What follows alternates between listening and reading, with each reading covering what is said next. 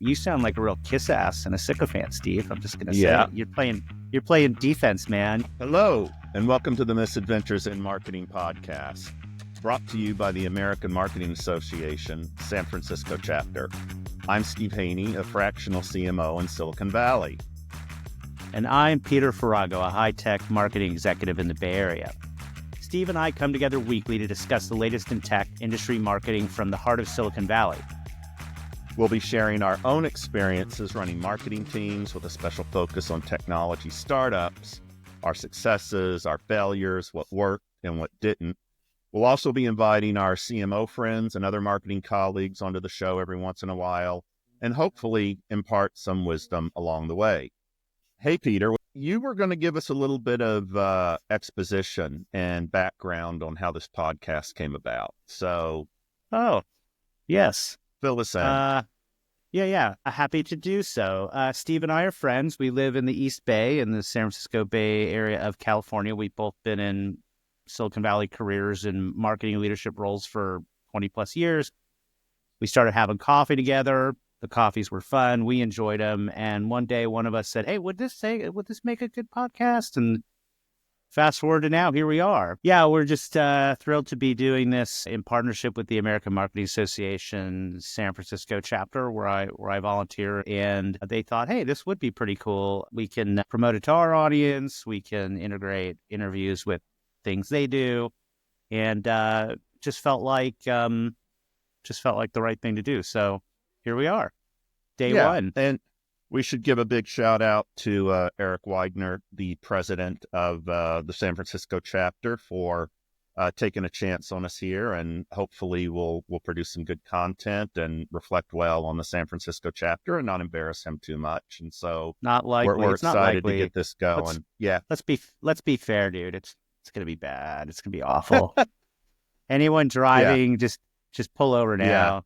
Turn it off. We should always apologize in advance for the 30 minutes or 45 minutes of their life they're never going to be able to get back. Can't get it back after listening to this podcast.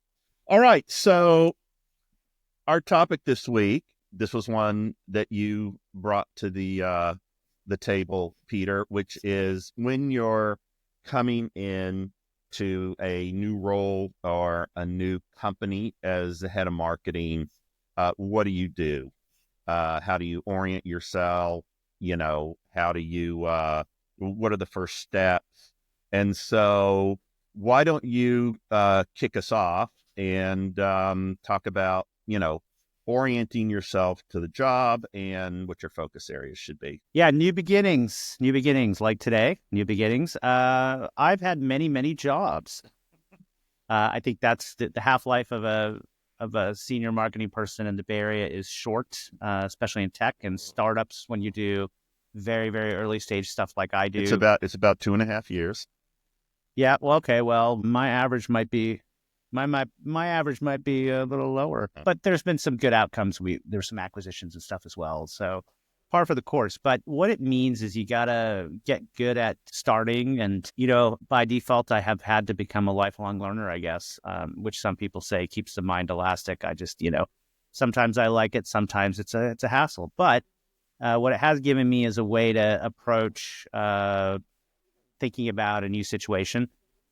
Cutting to the chase, if I'm looking at a company, I'm doing some version of the 4 C's and the 4 P's in my head. And, I got to understand the company. I've got to understand its product. So do you understand the company, its capabilities, its product, what it's promising? Do you understand the customer and how it's receiving that? Do you understand the alternatives the customer is looking at? Because that forms positioning, right? And a lot of what I think I do is I develop what I think are persuasive narratives. I hate the storytelling one-liner, but it's a lot of like, hey, we're stating a claim. We need to have the evidence. We need to have this be 10x better than what you have to kind of get you to try it. A lot of the work we do, of course, is category creation. Right. It's introducing new technology, some things that people have never, science fiction to some of them, right? Working on AI right now, as I am as an advisor here and there. It's like promising a new, completely different way of doing things that make people have to change their behavior, which is always hard. So yeah, that's kind of what I do. And I do, maybe I'm giving it short shrift and I'm being a little cheeky, but I end up writing up, if it's a serious company that I'm interviewing with, I end up writing multiple documents. I have a 20-page document on a company I'm talking to right now that is a whole go-to-market plan. And I kind of update it as I'm talking to people as I go along. And then I can share that back with them and get their feedback. It shows that I'm engaged and thinking about it, and I'm trying to imagine myself on the job already and what I need to try to drive for them. So I tend to do a lot. I tend to do a lot of work up front, so that if I do, again, this is your calculated risks. I don't sit around working every week on some company that I'm not going to work at. But if I do think it's a pretty interesting opportunity, I will go deep. Anyway, how about you, Steve? What do you think? What do you do to kind of get up to speed? Yeah, I'm not as thorough as you in that respect. Although I probably should be.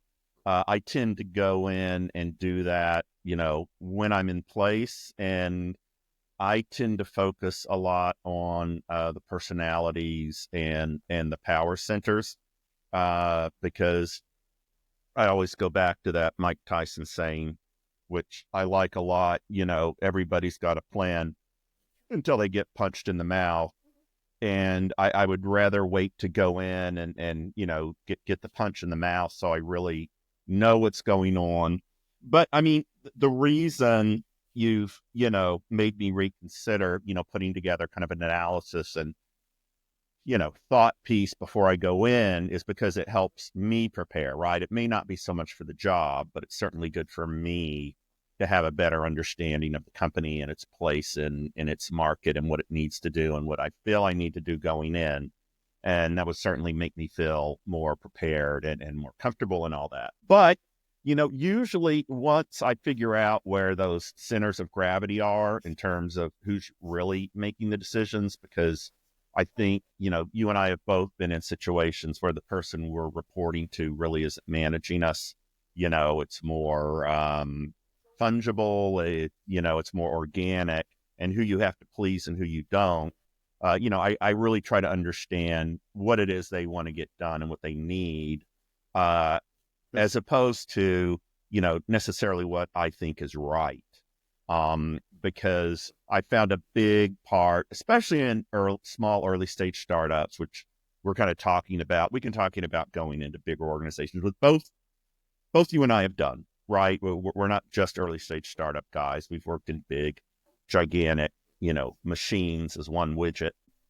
But in an early stage startup, it's really just all about being part of the team, getting along, and it's more about the personal chemistry necessarily than the objectives of the business, because the CEO may want certain things and you may not agree with those. You may think they're a waste of time. It's like, no, we really don't need a rebranding right now. What we need to focus on is getting the website, in shape for SEO so we can start generating more leads over time. But they may want to do a rebranding, right? Which is a big, heavy effort and a bunch of work. Maybe the other co-founder, who's a technical co-founder, obviously has a lot of influence, maybe even sits on the board, owns a big chunk of the company. They may have certain things on the marketing side they want done. And so I usually try to fill that out when I'm going in. And then I really focus on those early wins. And, what can I get done soon that's going to reflect well on me and the marketing team and what we're trying to achieve. And then these are like kind of the things that are maybe not the best things to do, but they build up that emotional bank account, as we say, that trust bank account with the rest of the management team, with the board. So that you can then, what I call the vegetables, because we have to eat our vegetables, those things that the company really needs to do, and get those in, over time, starting in that third month, fourth month, and really start doing what I would have loved to have done coming in. And, that stuff may not even happen till the fourth month or the fifth month. But to get like the right things done, I usually focus on maybe, making folks happy with a few air quotes wrong thing, so that I can get to the right thing and feeding them their fruits and vegetables, which is what they really need for a healthy marketing function that's actually going to grow the business. So mine may sound a bit more, I don't know, opportunistic and Machiavellian, for which I apologize, but it's just unfortunately the fact that, at the end of the day, you're there to work with a team and make them happy, and be part of the machine, so to speak, or the executive management team, and coming in with, no, this is what we have to do now, doesn't, always go over that well. But anyway, thoughts? Well, I want everybody to know before I say what I'm about to say that Steve and I agreed to just be no holds barred and a little bit sarcastic and funny. And so I'm just going to say, you sound like a real kiss ass and a sycophant, Steve. I'm just going to say it. You're playing defense, man. You're like, I'm going to go in and I'm going to listen to people. I'm going to do the wrong things to please them. I'm like, what the f are you doing, dude? You got to go in and you got to say, here is your situation. Here are the imperative things you guys need to do to capture market share, to grow revenue, to deposition a competitor, to build up long-term inbound organic power so that you can drive your long-term customer acquisition costs down, or later on you're going to get crushed, or we have to punch up against a big tech giant like Google, who we're going to hope we can outmaneuver around the fringes because it's a part of the business that we need to excel in that they don't pay attention to that well. And we have very little time to get ahead of them before, like Godzilla, they turned and knocked over a whole, square block of a city to look at us, right?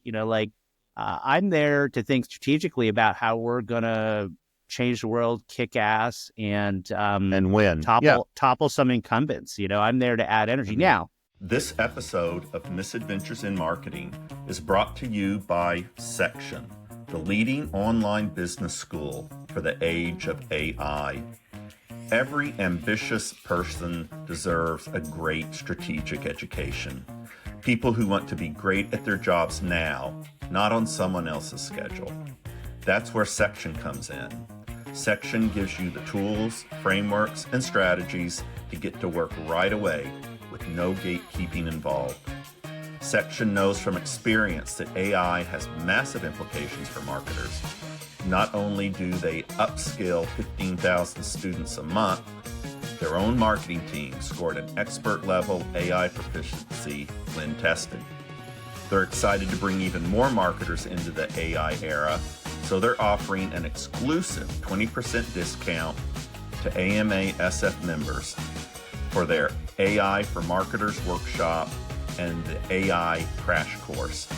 Just go to sectionschool.com and sign up using the code AMASF20. That's AMASF20 to receive a 20% discount on the AI for Marketers workshop and the AI crash course. Section, the leading online business school for real people. Education isn't just about what you learn, it's about what you do with it. Obviously, you go into a company with a context, and yes, they have goals. The CEO's under the CEO doesn't need to tell me at a late stage seed round that has an early working product with some initial traction, but not really a scalable revenue program yet, that, hey, I need to build out proper sales enablement. I need, demand and lead generation. I need to be well positioned by such and such a date, given our burn rate, to raise an A round with a favorable term sheet. I know all that, and we should talk about it. But we're there to capture the hearts and minds of customers and deliver them value and exchange that for revenue and grow like crazy. That's what we got to do. Well, yeah, and if you can, how do you? What thoughts? That, what thoughts do you have, Steve? When I say you're that, right. But the thing is, you have to sell them on that, and then sell them on winning. Come on. Yeah, because their definition of winning may be very different, and I've run into this so many times. But if you can sell them on that, and then you have to deliver, right? Oh, right. Naturally, building something, it's supposed to be good. The engineering team's building something that's supposed to scale, right? Right. And have some technical superiority. The sales team is going to eat a quota, and they're gonna, they're gonna live and die by it, right? So yes, Yeah. marketing is also on the hook. We're on the revenue production line. Yeah. And again, if you could sell them on, I mean, I've been lucky to get 70% of my marketing plan through when So I you do come in have a and put a good. plan. Hold on now. You have Oh a yeah. plan. No, but we're Okay. talking about going into a new environment.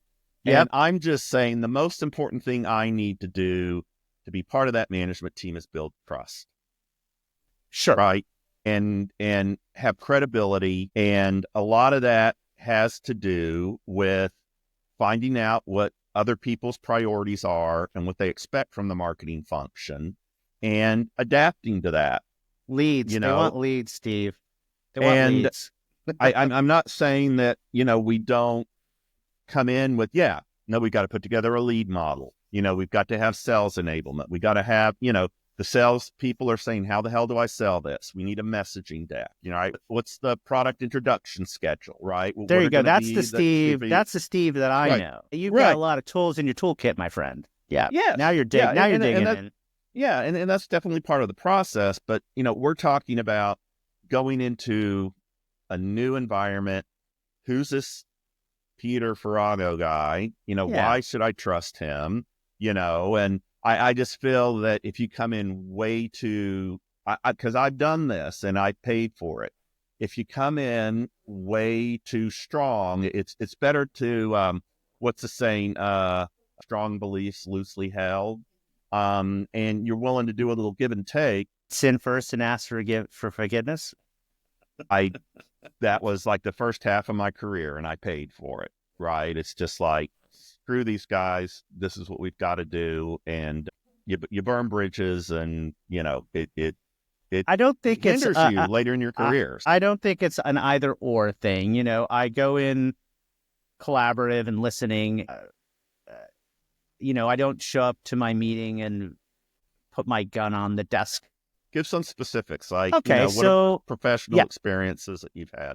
Well, I don't want to bore people with too many details, but I've been early, like under 10 people twice, under 20 another 2 times. This is all, tier one VC backed Silicon Valley startups. So, it's a big names in venture capital. So it's not like we don't have money in the bank, but, we have, there's a vision, there's a core group of co-founders, typically technical, who are building something they think has some traction. They've been vetted at least by getting an A round, usually by the time I join, because it's hard to go in particularly early. I do have some product capabilities, so I can do other things, but you don't scale marketing and sales till a little later. So I left big gaming. I was in electronic arts, and I went to a mobile gaming startup that was a little bit before the iPhone, and made amazing, brilliant original IP. But, our customers, which were at the time big mobile operators like the Verizons and the T-Mobiles of the world, had a small digital store, and they were, selling ringtones, and they were selling games and other things, right? So we had to kind of convince them to put us on their digital shelf, and they carried very few products. And at the time, they really favored known things like this is a Pac-Man game, or this is a big movie, a Marvel Right. movie game. We made original IP. We made much better games. So I had to lean into getting some undeniable third-party validation that would get us onto what they called the decks back then. That was the digital store. But I had to kind of wedge our way in the decks, and I had to convince those buyers that we were a must-carry. And, I did that by basically winning us more Academy Awards and Tony Awards and Emmy Awards than any other company by far in the world doing mobile games. So a lot of Studio of the Year awards, a lot of Game of the Year awards, because we had a really strong advantage. That was our advantage around great gameplay. And then I hooked in very early with the review press, and I would work with them really long lead and get their feedback even on games in development. And over time, demonstrate to them that we were really good. Get a great review, get a Game of the Year award. Then I built an economic argument for the buyers that said, hey, as you're building a new digital business and you need to introduce consumers to this pretty expensive thing to get and download a game under the data, you get your bill from the carrier and the data charge is huge. But I had to show them that it was really important at this stage of the industry that was pretty nascent around digital gaming, mobile gaming, that we needed to, as an industry, give consumers a good first experience because then they would come back. And so I basically said, hey, what is the reward of a good experience, a first time good experience for a consumer versus a bad one? And so I built a model that basically said, hey, our games are must carries because what we do is get consumers to buy, I don't know, X number more games over their lifetime compared to the alternative of a bad game, a big brand, but a poorly executed game. And that makes you more money, and that makes better, better consumer audience for all of us. So I had to kind of do a 1-2 punch, and then I was also doing all the go-to-market assets and sales enablement, going on sales calls myself. But that's an example of where I had to kind of understand the friction in the distribution, where we were vis-a-vis our competition, how we had to work the retail channel, how I had to use press and third-party validation to topple that problem or knock that bottleneck out. And there's an example of like understanding where we are and what we need to do and trying to deliver a solution that got us there. And the good news is, we grew that company in my time by 4 or 5x in revenue. It became profitable. It was an early kind of darling of the mobile gaming industry based on its critical acclaim. Mm-hmm. So to me, my head's in the strategy. That's the thing. Like, do I get along with the people and I think about influencing and power and all that persuasion inside of companies? Sure, because I'm competing for limited resources like others, but I'm making an argument that this is what the company should focus on in order for it to do better and move forward. And so I'm doing that, and I'm part of that. But my thing is thinking about the strategy and how we are going to win in the market. How are we going to better satisfy customers? How are we going to better work with partners? How are we going to deliver a better product or communicate that? That's where my head is typically at. Right. And I have brutal constraints like everybody else. Never have enough money, never have enough people on the team, especially when you come in early. If there has been a marketing person, they are usually relatively inexperienced and right. Or you're dealing with a CEO who may or may not know anything about marketing, and you are subject to the whims of their personality, and that CEO relationship matters, right? I've dealt with young technical co-founder CEOs who think they want marketing, but then when you go in and show them what it really is and what it requires, they really don't want marketing, right? They want some Marcom. They definitely want lead gen, but sometimes they just see that as SDRs dialing for dollars under the sales team, and that's don't true. Appreciate building, especially in B2B SaaS. Exactly, and just enterprise software sales in general. Well, that reminds me when I was brought into a legacy company doing developer tools. It's not an early stage, rapid growth startup, right? This company, again, had been around forever, private equity backed, and they had been a development environment on Windows for decades, and that was their heyday in the 90s. But it was such a powerful technology and such a great technology. And of course, they had built literally millions of customers around the world over the decades, that it was a nice little established business. However, there was not growth there. I don't know if you know anything about the dynamics of programming languages, but they kind of, every evolution, C++ and then Objective-C and then JavaScript, and now we've got Swift and Swift UI, and of course, C#, and all the .NET languages from Microsoft, of course, Visual Basic and Basic. And these things come in waves, but what tends to happen is younger generations adopt new languages for new platforms, and the old languages are still there. COBOL is still around, believe it or not, and that market grows, not fast. And I got news for you, that those installed bases of code of COBOL aren't going anywhere. They're going to be there until literally whole ecosystems die in, say, finance or pharma.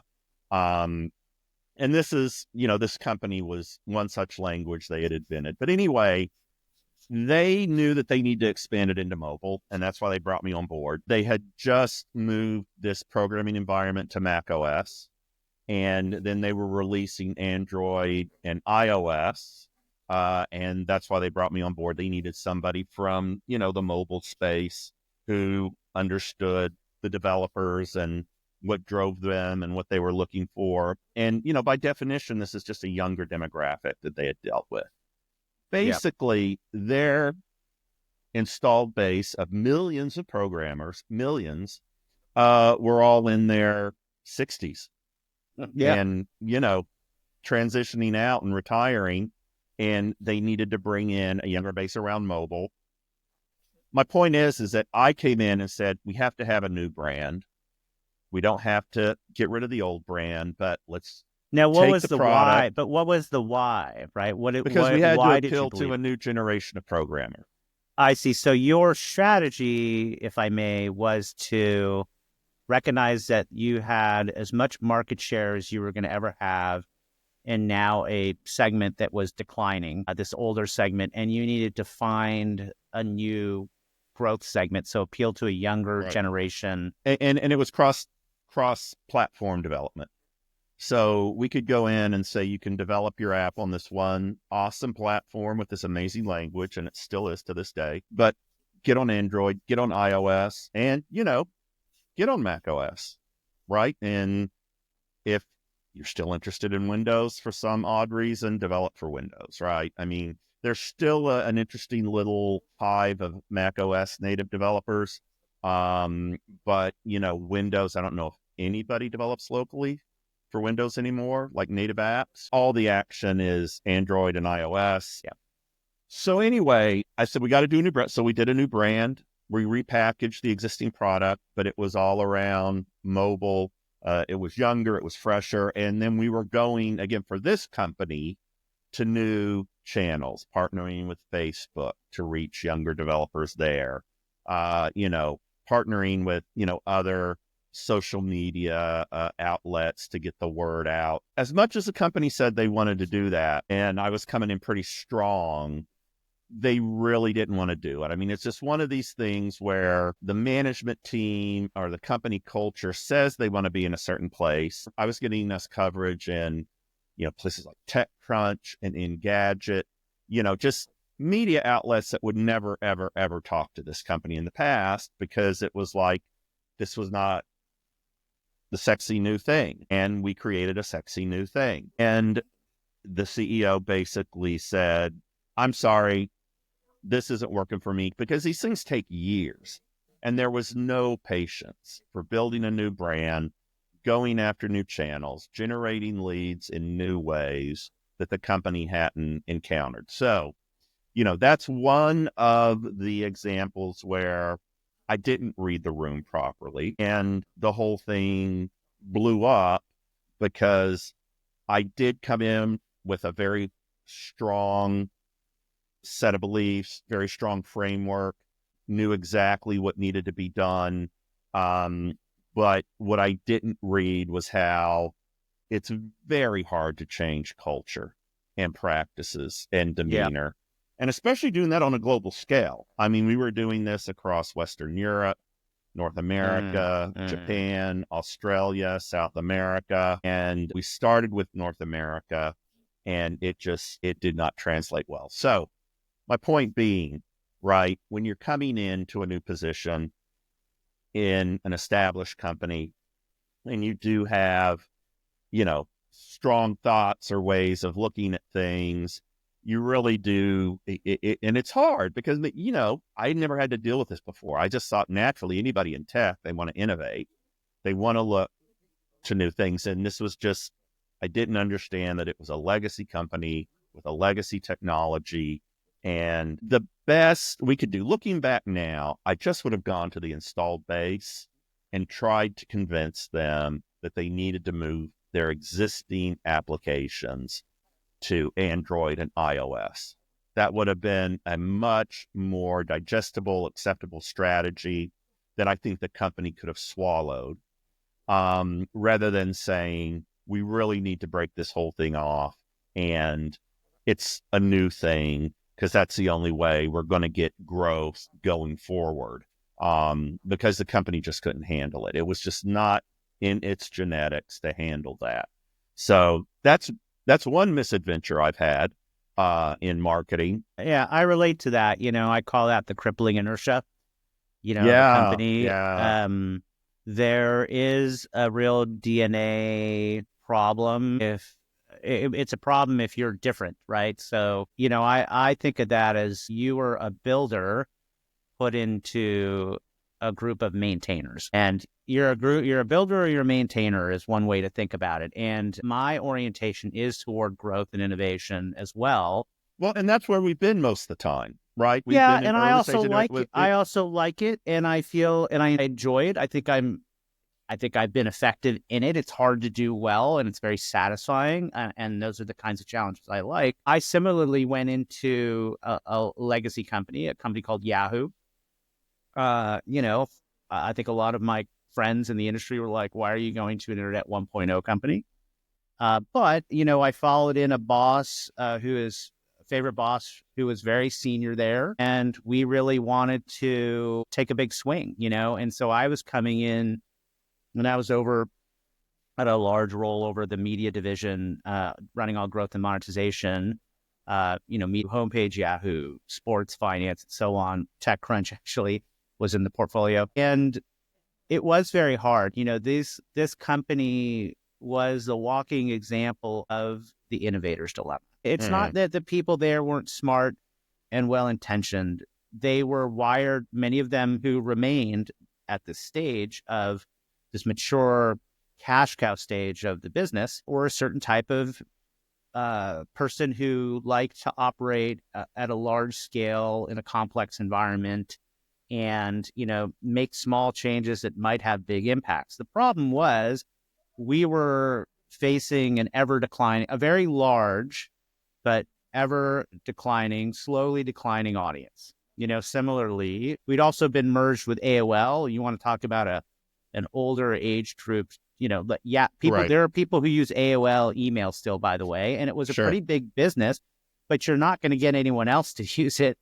You can't grow it. So now you're just trying to push the curve out as far as you can. You're trying to maintain it, or you're trying to have the satellite not come and crash down to Earth as quickly. You're trying to just eke out as much revenue as you can Right. at the end of the life stage. And so that's such a different attitude in business and set of practices, where I was always thinking about, hey, instead of bailing water on this huge cruise ship, let's build some faster boats and find, something new that would, Right. drive a new revenue stream. So we need to take a series of bets. And that company could not culturally stick with a bet for very long. And the inertia Yeah. would pull us back, because every quarter the company had so much pressure. So many people had pressure to maintain the revenue or deliver some kind of growth or make more from each user.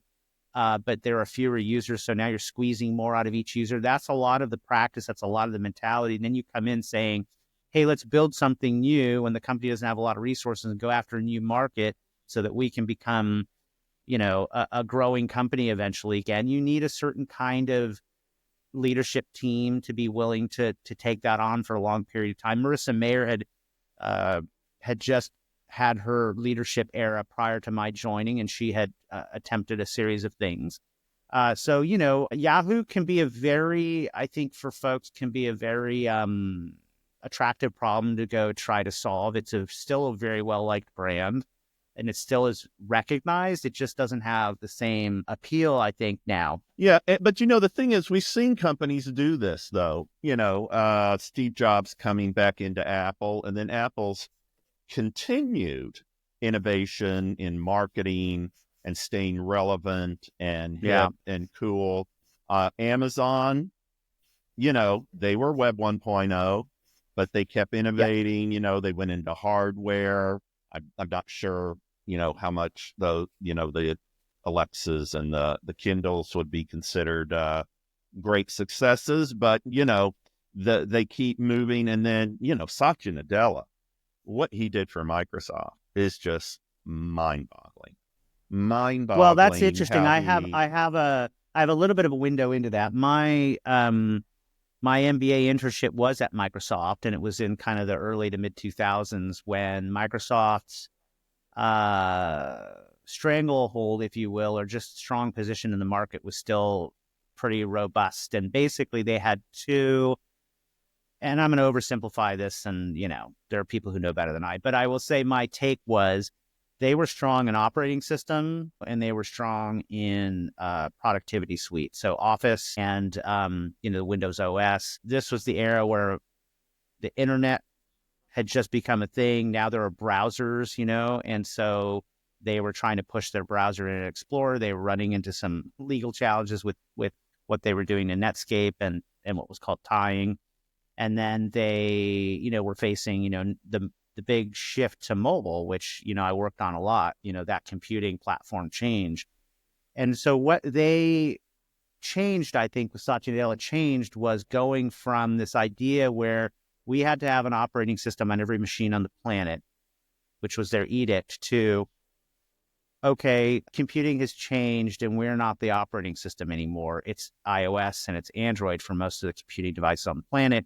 And we have to think differently about how we maintain our presence. So I moved was everything up to the cloud, right? I mean, they moved to the that's what he cloud. was running. Yeah, they went right. They went They went elastic cloud computing. It's Azure. Underneath with the computing power, computing gets AWS and Google Cloud. But AWS, another example of Amazon just staying relevant and innovating. But the thing about Microsoft, just to finish off the thing, is that they were able to let go of this notion that they had to win in operating systems. It was right. a shift. It was a shift in perhaps cloud computing was a new enabling technology that would change the landscape, and he could lean into that because he knew it.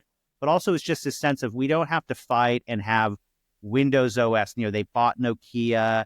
There was all this failure on the mobility side, trying to negotiate with big mobile operators, trying to negotiate with the phone makers, the OEMs, trying to get their operating system wedged in there when Apple and Google both built ecosystems, right? And led with devices that people wanted, or operating systems that developers would build on in the case of Google more so. And just, said, okay, you know what? Things have changed, so we're going to adapt. And that's what Satya Nadella was very powerful in doing. You can have these older companies.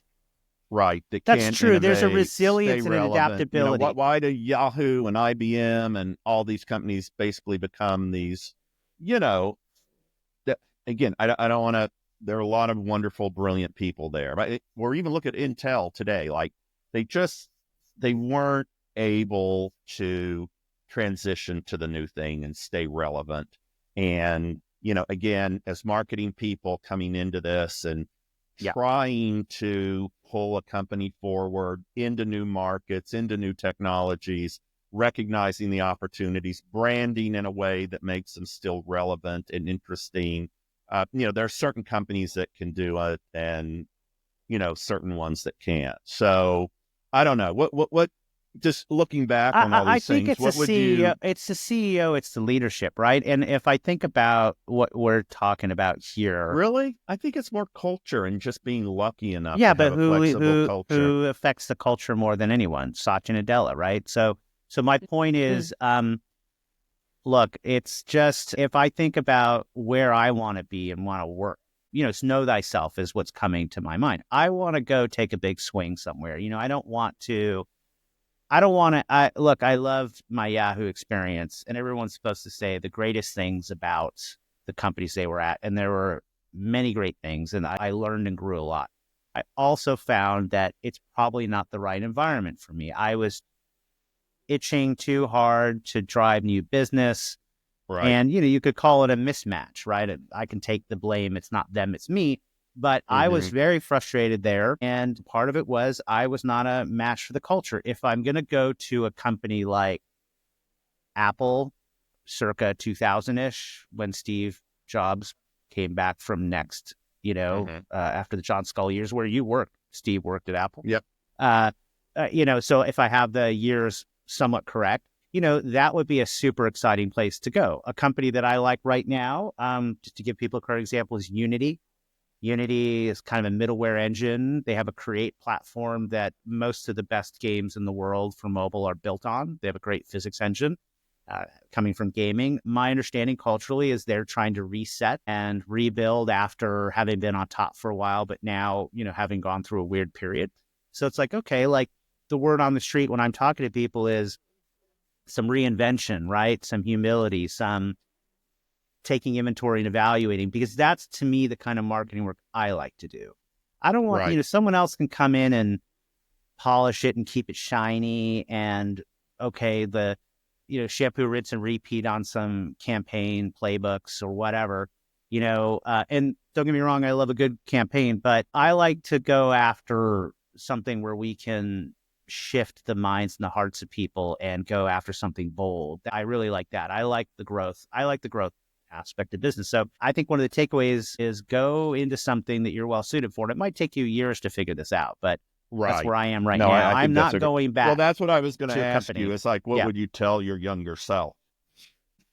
Yeah. Well, I'm thinking because it comes down to definitely a few categories. As far as say marketing work or professional work, try to go after the things that you think are interesting. It is very hard to know what the job is going to be like, especially when you don't have a lot of experience. It's hard in hindsight. I had a great mentor who was hard on me, but I think I was also honestly a bit feral and kind of a challenge for him.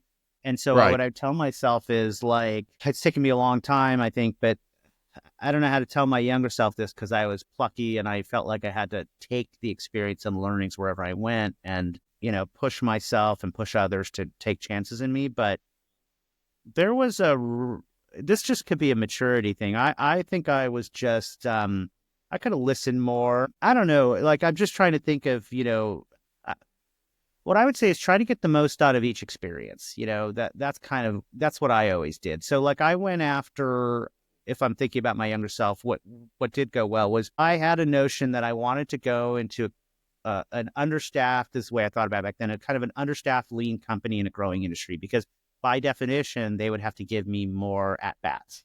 Who else are they going to lean on? Well, I'm there and I want to try. And if you're building trust and credibility, then, you're going to get at bats, right? So I think there's that. So I would say, try to place yourself in the right situation. That context matters. Now that I've been in 5 kind of major startups in a row, picking winners really matters. It is impossible to turn around a company in a market that just does not allow it to come into existence. So, I would also say your company's not your family. I was very bought into the family social thing. I stayed longer probably at a first job than I should have, 7 years.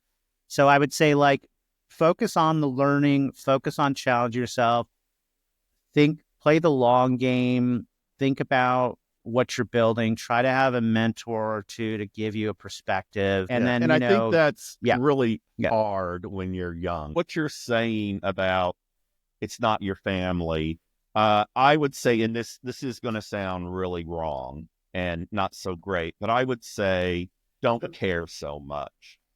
yeah, Because yeah, you really, I mean, I would go to a company and it would be my religion, and the project I was working on would be my religion. And if just my younger self, I'd say, look, chill the out.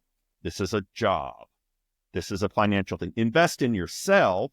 yeah, Care about yourself and what you're learning and what you're eating. But these guys and gals are here to do nothing but give you a paycheck, right? That's the relationship. It is not a religion. It is not your family.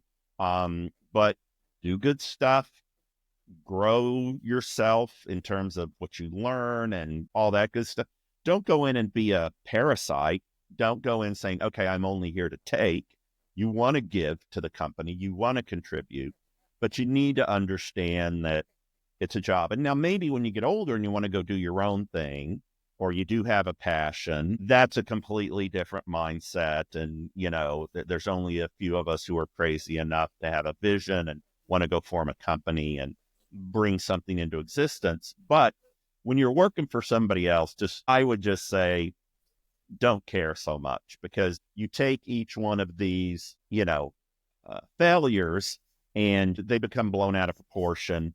Just like when you have huge successes, right? They get blown out of proportion, and then you try to go and take what you did at company A and apply it to B, C, and D, and E, and they all fail, because every one of these things is organic. And I know we're going to get back to this. We've talked about this before, that really the thing that you need to learn is learning how to learn, and understanding what you do at one company will not apply to the next company, no matter how they're recruiting you, because you did the same thing at the company before and they want you to do the same thing for them, which is complete idiocy. We should have a whole episode on hiring and what you look for. It is not experience. It's people who are really smart and really good and really flexible and know how to adapt to new situations, because the company you're going into is not going to find success in the way the company you just came out of. No matter how much of that previous company you were a key individual in its success. Yeah, that's a good one. And I'd say the other thing, just to add one more small thing, as I've been thinking here, I think that caring too much is a problem, and it gets you into unnecessary conflict, and you lose perspective. The other thing I'd say is find good energy. Every group of people. Yeah. I had a great boss. We were in a startup that was really starting to get into hypergrowth, which is honestly hard as hell. Like, when you're in the chaos of hypergrowth, it is nuts. Much harder than a company that's failing, for the record.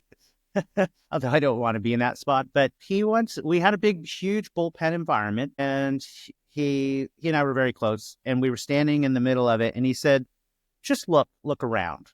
And he said, if you could imagine over, like if you did a time lapse over the course of a day, a week, and a month, and you started seeing hot spots, where people were going to connect with other colleagues as they were trying to get stuff done, you're going to start to see some hot spots. It's a form of a network, a social network, if you will. And so you start to see, there's the Pareto effect, or the Pareto principle, but the 80-20 rule, colloquially, is that there's 20% of the people doing 80% of the work, or the valuable work. So you got to look for those people. And a lot of them you're going to find have a really good attitude as well. Like, they are not into, that guy said something to me in a meeting, or, son of a, I'm not getting promoted. Why is that guy getting promoted? They're like, get things done, good attitude. Right. They build a good reputation. So those are the people you want to look for. So don't take yourself too seriously, and find the good energy. And then you'll start to learn how to work with a group that can really get things done. And if you go to business school, which I think is a good experience, there's debates about it. We studied leadership a lot, and there's a concept what's called the hot team. And you watch, if you like sports, you watch any of these documentaries, and all these guys are looking for belief and momentum and that spark, right? You're talking about the best of the best professionals in the NFL or whatever. And you're like that in an organization. You are looking for, and I'm not trying to make this a macho sports thing, but what I'm pointing out is you're looking for the good energy, the equivalent of that. People who kind of have their head in the right place, and they're trying to work on the right thing that is going to move the company forward. Yeah. And this is about taking a long-term perspective. You mentioned something that triggered it for me. You said, I'm this year to get a paycheck, but actually you're there to get an education. So there's an expression out there, you're either learning or you're earning. And I had a boss who I thought was taking advantage of me early on by paying me very little and selling me on how much I'm learning, and said, look, the amount of money that you're worried about right now that you're not getting, it's going to be rounding error later in your career. And he wasn't wrong, but I also needed to pay my rent, right? So be that as it may, really focus on learning, learn, get experience, build a skill set. That's what you're building over time. And the pay will come eventually, I think, and you can make a living at it. And then the other small wrinkle I'd say is what you're learning. So you and I have talked about this a bit, but I think about learning things that are a little more evergreen and classically strategic. Like in marketing, that would be positioning. Learn strong positioning, learn how to build third-party validation, proof points, credibility, customer case studies, customer testimonials, handling very difficult objections, on behalf of or with the sales team. All those things are kind of immutable skills versus getting really good at doing vertical format videos for TikTok. It's like, okay, well, if you're learning the aspect of understanding an audience, connecting with an audience, getting that audience to do something, engage with your call to action, sure, that's all useful. You got to learn how to communicate well over different media. But, to me, being really good at that is less important than the strategic thing. Like you mentioned earlier, this is a good one, is had you not recognized you were in this large legacy company that had these pressures and forces working on it. Right. Like it was interesting to me that the most interesting thing you said and all that to me anyway, there's lots of interesting stuff, was at the end when you said, if I went back, I would have done it differently and I would have implemented a strategy where I would have taken what we have and I would have pushed it more into a mobile environment. And what I thought is that's interesting because you're looking at the strategy and you're showing people how you learn, and you did push and persuade things in the right direction, but it didn't stick, right? So that's a learning thing. And that was a strategic thing that you learned that I think is valuable, and that makes you better now, right? Right. And so anyway, I would say learning versus earning, and also with an eye toward things that are more powerful, leverageable, foundational, classic strategy. And we're in a time right now of it's an extremely tight tech market in the Silicon Valley right now. It's very hard right now, especially as you and I are more senior to find the right job as well. Don't get hung up too much on your company being the be all end all social circle, family, emotional support system, because they are really just trying to run a business that makes more money than it loses, and people make up part of that cost, and your number will probably come up if it hasn't already, and it probably might come up again.